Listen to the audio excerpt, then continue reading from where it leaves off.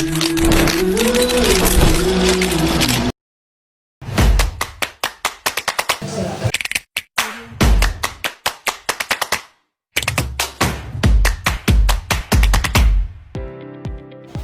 po tayo ngayon sa caption kung saan makikita natin ang iba't ibang uri ng mga sapatos. Ngayon, nandito tayo sa De Americana 1950s Pandesal. So ngayon sa pagpasok, marami tayong makikita na kung ano-ano sa paligid, mga anik-anik, at makakita rin tayo ng iba't ibang mga picture. Pagpasok naman natin, ay makikita natin dito ang nakatayo ng sculpture ng Baguio, Ifugao. At dito naman, makikita mo ang mga picture at certificate ni Eugene Torres kung saan nanalo siya ng iba't ibang laro ng chess. This is Peru. This hand-painted wooden chess set features the horistical battle between the Incas versus Spanish.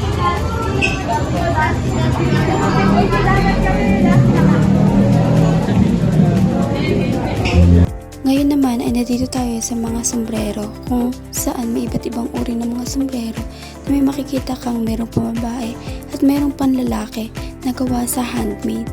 At eto naman ay may makikita kang iba't ibang uri ng bag na gawa sa leather at iba pa. Spirit of Pinaglabanan Monument declared a national shrine in 1974.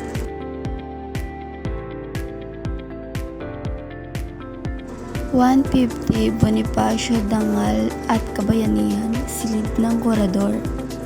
At eto naman ay sandugan to show sincerity. Ito naman po, salaping pilak ni Haring Carlos.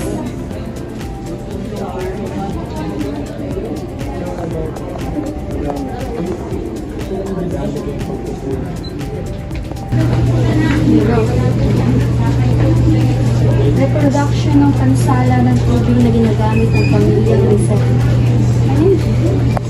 Number 3, sagot na po sa akin.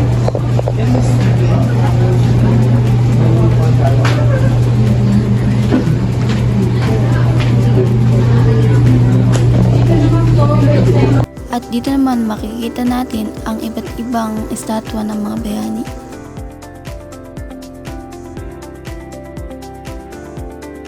Nandito naman tayo ngayon sa Katipunan kung saan ang paglaganap ng mga aral na ito at maningning na sumikat ang araw ng mahal na kalayaan dito sa kaaba-abang sangkalupaan.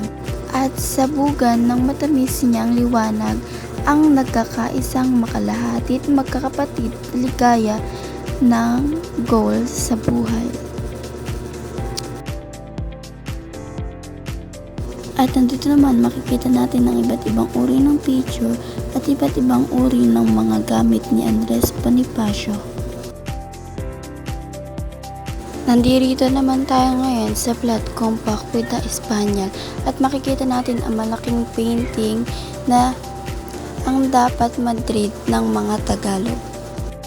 At ito naman ay nandito tayo sa tunnel ng Museum El Deposito.